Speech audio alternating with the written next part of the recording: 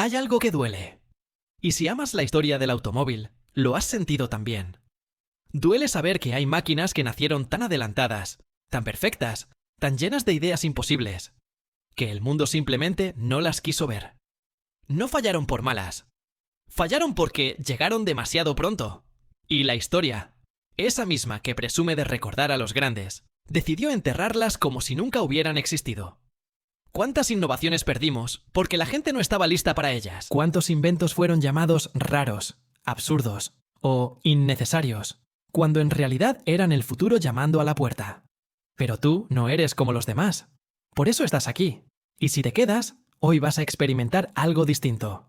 Vas a descubrir 7 autos tan avanzados, tan visionarios y tan fuera de su época, que no solo cambiaron lo que creíamos posible, sino que demostraron que la humanidad suele destruir exactamente lo que más necesita.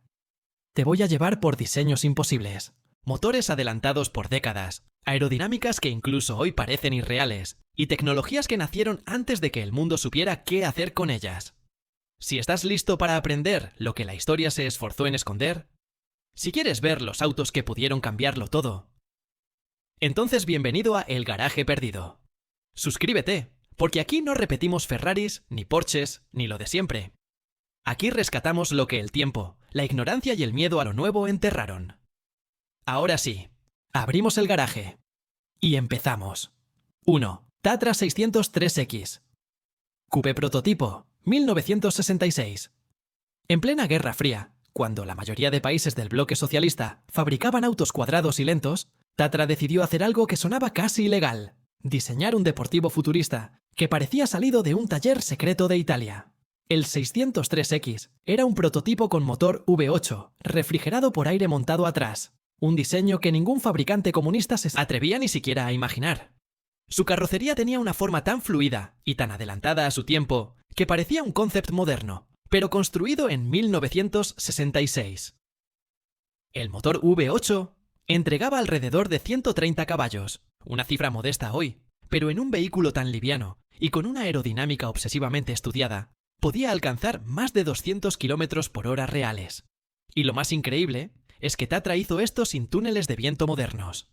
Usaban métodos artesanales, pruebas manuales y conocimientos aerodinámicos heredados de décadas de experimentación.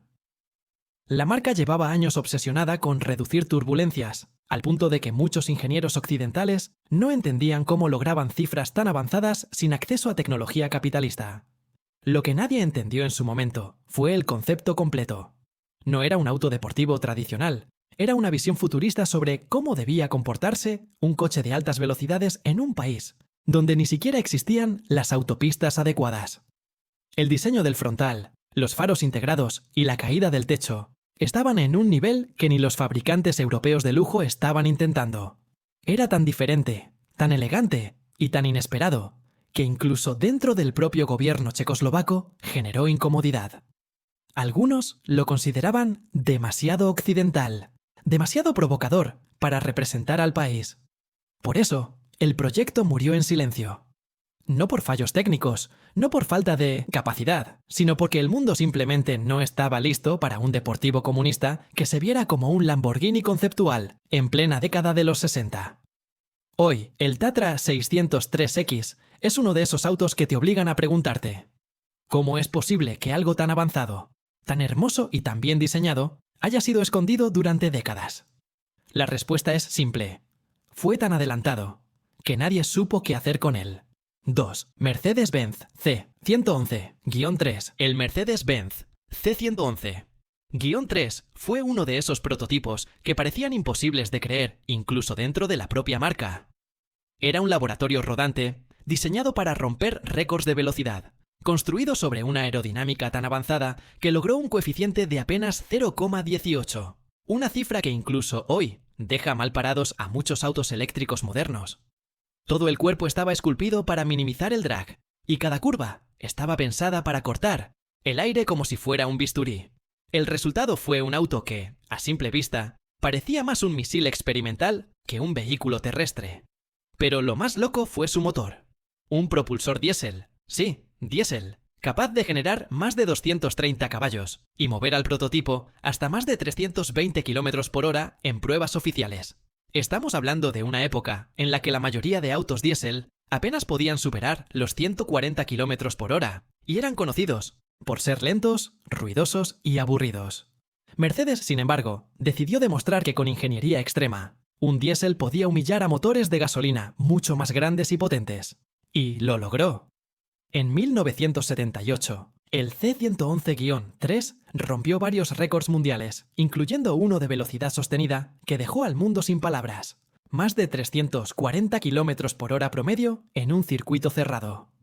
El problema es que nadie entendió qué demonios era este auto. Para el público, un diésel deportivo no tenía sentido. Para los ejecutivos, producirlo era un riesgo. Y para los ingenieros, era tan avanzado que se volvió irrepetible. No encajaba con ninguna categoría, con ningún segmento, con ninguna lógica comercial. Era simplemente demasiado para su tiempo. Por eso quedó como un prototipo silencioso, guardado en archivos y mostrado solo en exhibiciones privadas. Hoy, cuando se mira el C111-3, queda claro que Mercedes había construido el futuro, pero el futuro no estaba preparado para recibirlo. 3. Rover BRM Turbine Le Mans, 1963 a 1965. El Rover-BRM fue uno de los experimentos más extraños y adelantados que jamás compitieron en Le Mans. Un auto que no tenía pistones, ni carburador, ni sonido de motor, porque no usaba un motor normal. Llevaba una turbina de helicóptero capaz de girar a más de 55.000 revoluciones por minuto. Un número absurdo incluso, para hoy. La idea era simple pero radical. Demostrar que una turbina podía entregar potencia suave, constante y sin vibraciones, algo que ningún motor convencional podía igualar en los 60. Durante las prácticas, los mecánicos decían que el auto aceleraba como si no tuviera fricción, una sensación totalmente ajena a cualquier coche de su época.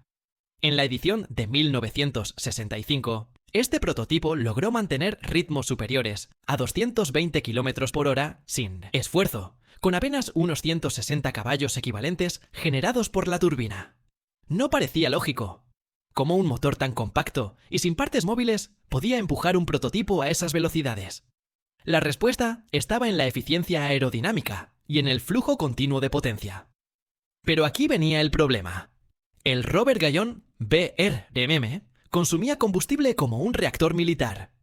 En una vuelta rápida, podía gastar hasta el triple que un auto de pistones, algo que lo hacía impráctico para una carrera de resistencia. Y para colmo, emitía un calor tan extremo que el escape podía derretir superficies cercanas si no se orientaba correctamente. El público tampoco sabía cómo reaccionar. El auto pasaba frente a las gradas sin rugir. Solo se escuchaba un zumbido agudo, como una aspiradora demoníaca, lo que confundía a todos los asistentes. La FIA no sabía en qué categoría colocarlo, porque no se parecía a nada existente. Ni era un prototipo convencional, ni un turismo, ni un experimental con pistones.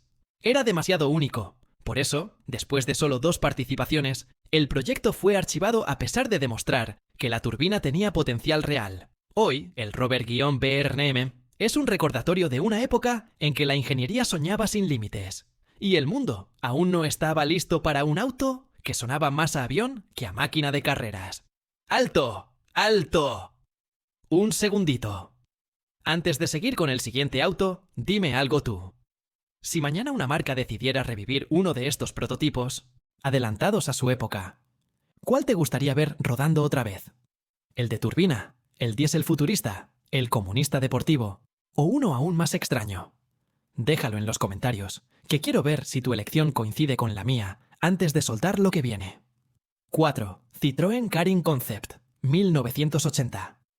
El Citroën Carine fue uno de esos conceptos que parecían diseñados por un arquitecto extraterrestre más que por un fabricante tradicional.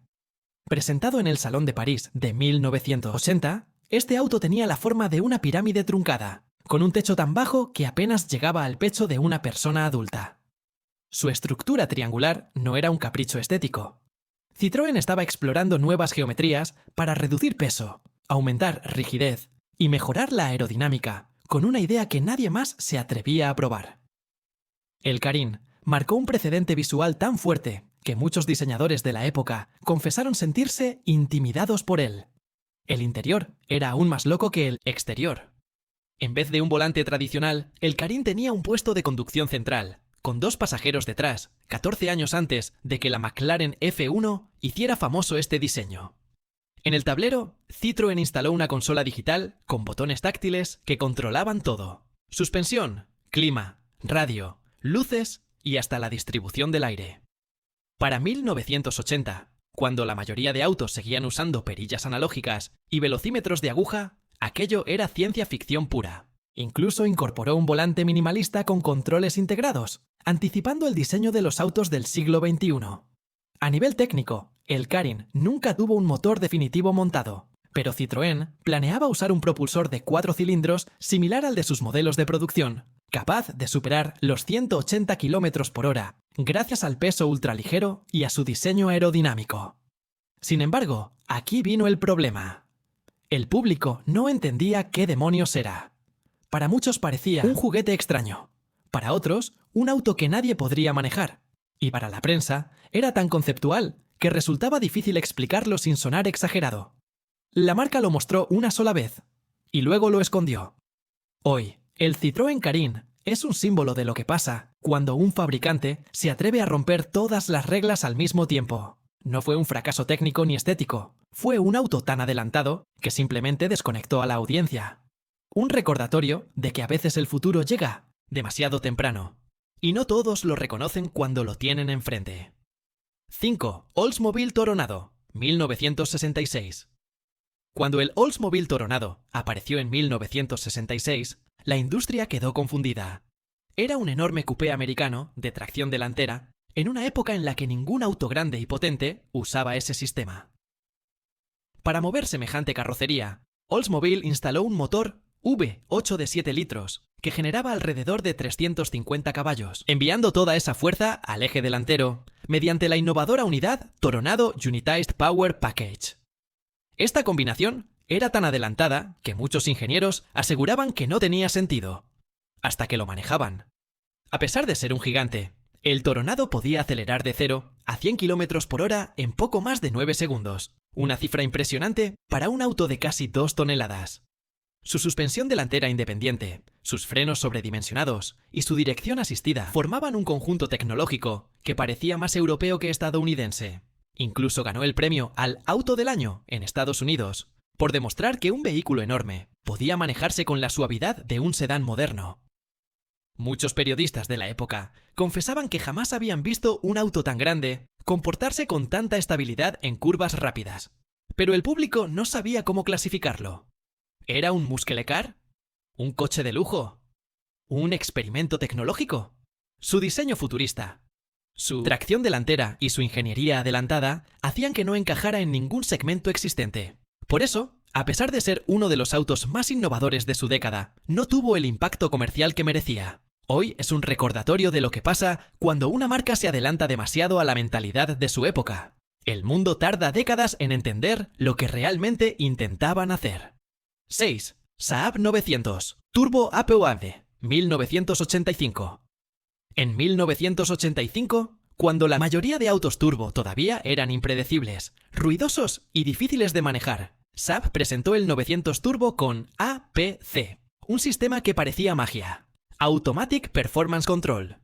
Este sistema utilizaba sensores electrónicos para medir detonación, presión del turbo y calidad del combustible en tiempo real, ajustando la potencia sin que el conductor tuviera que tocar nada. Era uno de los primeros autos de calle en tener un cerebro que evitaba que el motor se destruyera, algo que ningún fabricante europeo estaba implementando en esa época. Gracias al APC, el 4 cilindros turbo entregaba cerca de 160 caballos de manera suave y controlada, pero lo realmente sorprendente era su capacidad para adaptarse automáticamente. Si el motor detectaba gasolina de mala calidad, reducía presión. Si el combustible era bueno, aumentaba potencia. Y si había riesgo de detonación, actuaba en milisegundos para proteger el motor. En un mundo donde los autos seguían ajustándose con destornilladores, Saab ya usaba microprocesadores, convirtiendo al 900 Turbo en uno de los coches más inteligentes de la década. El público y la prensa no sabían cómo describirlo. No era un deportivo tradicional, no sonaba como un muscle car, y su tecnología era tan adelantada que muchos pensaban que Saab exageraba. Pero el tiempo demostró lo contrario. El APC fue la base de los sistemas modernos de control de turbo, usados por prácticamente todas las marcas de hoy. El Saab 900. Turbo APC fue incomprendido en los 80, pero hoy es reconocido como uno de los primeros autos verdaderamente inteligentes. 7. BMW Z1, 1989. Cuando BMW presentó el Z1 en 1989, la mayoría del mundo pensó que era un experimento estético. En realidad, era un auto que adelantó tecnologías que se volverían normales décadas después. Tenía un chasis llamado Z-TAS axial, hecho de acero galvanizado para evitar corrosión durante toda la vida útil del vehículo, y encima del chasis montaron paneles de carrocería desmontables hechos de plástico termoplástico. Un dueño podía cambiar todo el exterior del auto en cuestión de horas, sin talleres especializados, algo que hoy todavía parece ciencia ficción. Pero lo que realmente lo volvió inolvidable fueron sus puertas retráctiles hacia abajo. En vez de abrirse hacia los lados, el Z1 las hacía deslizarse verticalmente hasta esconderlas dentro de la carrocería, como si el auto se tragara sus propias puertas. Este sistema no solo era espectacular, sino también funcional. Permitía circular con las puertas bajas sin comprometer la rigidez del vehículo, gracias al borde estructural elevado que actuaba como protección lateral. Bajo el capó llevaba un 6 cilindros de unos 170 caballos, suficiente para superar los 220 km por hora, con una estabilidad sorprendente gracias a su suspensión trasera. El problema es que el mundo no entendió qué buscaba BMW. El Z1 no era un deportivo puro, tampoco era un convertible tradicional, ni un concept car para exhibiciones. Era una pieza de ingeniería adelantada a su tiempo, que no encajaba en ninguna categoría del mercado. Por eso se fabricaron solo alrededor de 8.000 unidades, más como un experimento que como un producto masivo. Hoy, el BMW R1 es considerado una joya tecnológica, una mezcla perfecta entre locura, ingenieril y diseño visionario. Demasiado avanzado para que el público de los 80 lo supiera apreciar. Y ahora que viste estos 7 autos, hay algo que cuesta aceptar. La historia del automóvil no está escrita por los más rápidos, ni por los más famosos, ni por los que llenaron museos. Está escrita por los que sobrevivieron. Y a veces, sobrevivir no tiene nada que ver con ser extraordinario. Estas máquinas, las que conociste hoy, probaron algo incómodo, que el futuro no siempre triunfa, que ser genial antes de tiempo no garantiza gloria, y que las ideas más brillantes suelen nacer en lugares donde nadie está listo para recibirlas. Aún así, existieron. Y mientras alguien las recuerde, mientras alguien pregunte por ellas, mientras alguien entienda lo que intentaron hacer, no habrán perdido del todo. Por eso te pregunto a ti, que llegaste hasta aquí. Si pudieras devolverle la vida a solo uno de estos autos adelantados, si pudieras verlo salir del garaje, arrancar y rodar como debió hacerlo hace décadas, ¿cuál elegirías? Déjalo en los comentarios. Quiero leerte. Quiero saber cuál de estas maravillas te hizo decir, esto nunca debió morir. Y si quieres seguir rescatando máquinas que el mundo no supo comprender, suscríbete a El Garaje Perdido. Aquí no veneramos lo popular, aquí honramos lo extraordinario. Nos vemos en el próximo capítulo. El pasado sigue vivo. Solo hay que saber dónde buscar.